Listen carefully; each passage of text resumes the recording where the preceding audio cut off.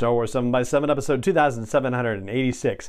So we've been looking at the Book of Boba Fett from a couple of different angles, at least as far as what Season 2 could look like, if there is a Season 2 in the first place, but we haven't done our official look back at Season 1, and there are a few different ways I want to look back at Season 1. It has to do with the way that they told us the story, and so today we're going to look at the flashback section of the Book of Boba Fett.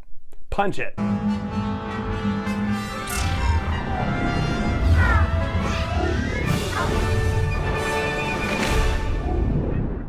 Hey Rebel Rouser, I'm Alan Voivod and this is Star Wars 7x7, your daily dose of Star Wars joy, and thank you so much for joining me for it. So I had started thinking about this in terms of the number of episodes, if you will, that each of these different time frames and sections and foci, plural of focus, had totally encompassed, but I don't know if you can really do it cleanly like that. I know that I did an episode where I said, hey, it's 80 minutes that they've spent in the first 6 episodes on the current period timeline in the Book of Boba Fett, and speaking specifically to the stuff happening with Boba Fett, not even talking about the current timeline stuff happening with The Mandalorian. So you could, I guess, say that we get maybe 2 episodes worth of current timeline with Boba Fett, and then, what, 2 with past timeline, and 2 with The Mandalorian, and then 1 with the prequel to The Mandalorian, if you will, with the finding of Fennec Shand and getting her patched up and getting the fire spray back and whatnot. Yeah, like you could try to divide it up like that, but yeah, it's not necessarily a very clean and easy way of looking at things. I think we can just focus on the notion of what the major timelines and plot points were for each. And I just kind of summarized them anyway. Yeah, so there's the flashback section, there's the current day prequel to the Mandalorian appearance, there's the current day stuff happening with the Book of Boba Fett in specific, and then of course there's the current time period stuff specifically for the Mandalorian. And in a way, I guess that tells you what our next couple of episodes are going to be about too.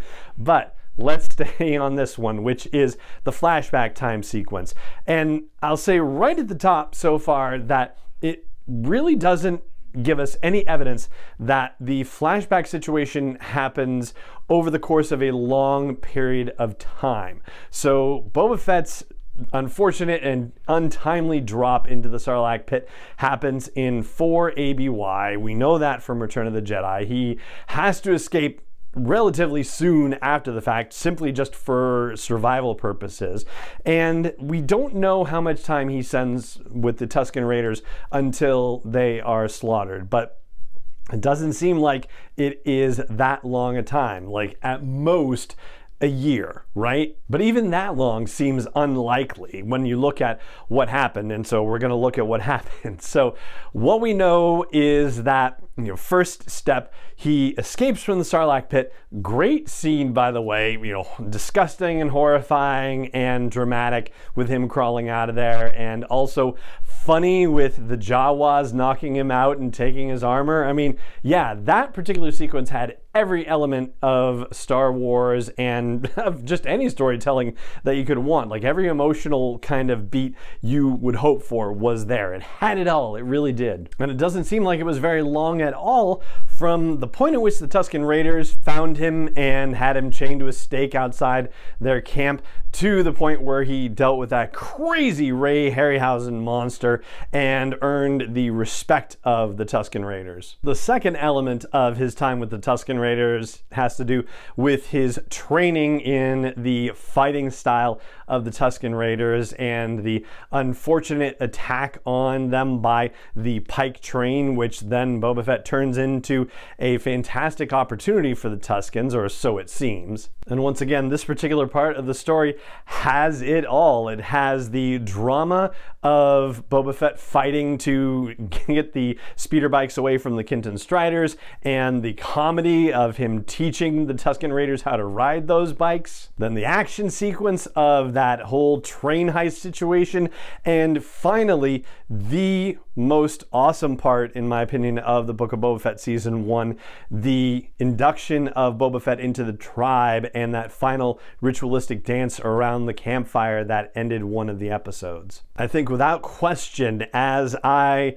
sit back over the years and think about the Book of Boba Fett series, that is going to be the thing that sticks with me the most. That whole vision quest that he goes on, and then his induction into the tribe and that campfire evening. Like, there is so much power in those scenes. It is so beautifully done. And it's also the source of my greatest frustration with the series in a couple of different ways.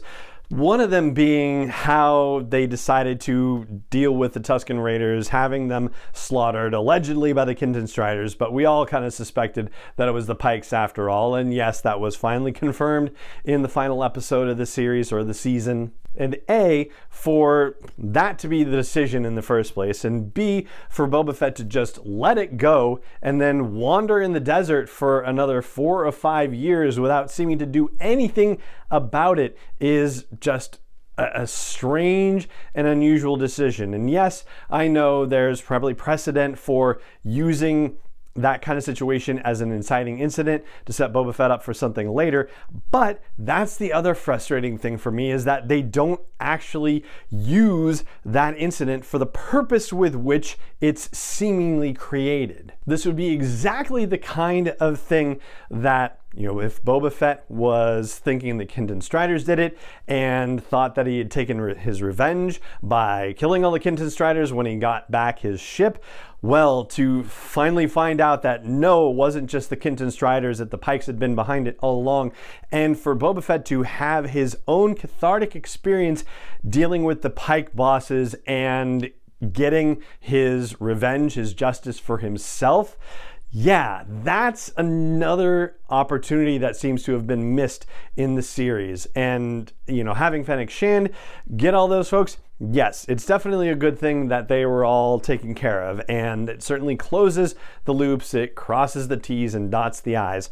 But from a storytelling, cathartic perspective for Boba Fett, it takes that opportunity away from him. And as a result, it kind of takes it away from us in the audience as well, because I think that if we had the choice, we would have wanted to see Boba Fett be the one to do that as opposed to seeing Fennec Shand do it. She had no investment in that whatsoever, right? I mean, other than just working for Boba Fett.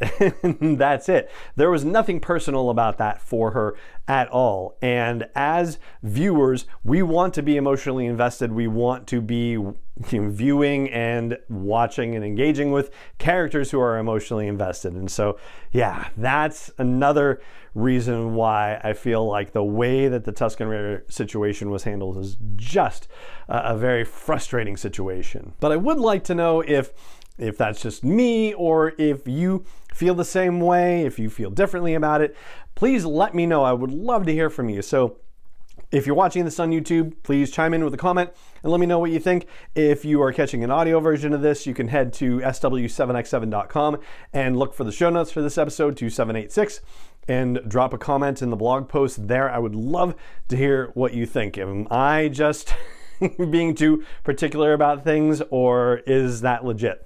And I think that, as we have these kinds of conversations, it's one thing to be angry or upset about the way somebody's done something, but it's another thing to look at it from a critical, like a critiquing perspective. And I feel like that's where I'm trying to stay focused with this sort of thing and talk about it, because I did enjoy the Book of Boba Fett. I did enjoy the scenes with the Tusken Raiders, and I feel like that's the stuff that I connected with most strongly out of the whole season, and I just had hoped for something different, and that's more from a critical perspective than necessarily from a fan perspective, because as far as that goes, Boba Fett, I could take or leave, quite honestly. So anyway, yeah, I would love to hear what you think. So please drop a comment wherever it suits you.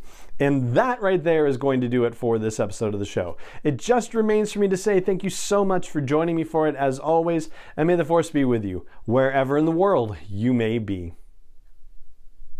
7x7 is not endorsed or sponsored yet by Lucasfilm Limited, Disney, or 20th Century Fox, and is intended for entertainment and information purposes only. Star Wars, the Star Wars logo, all names and pictures of Star Wars characters, vehicles, and any other Star Wars related items are registered trademarks and/or copyrights of Lucasfilm Limited, or their respective trademark and copyright holders. May the Force be with them. All original content is copyright 2021 by Star Wars 7x7. We hope you love it.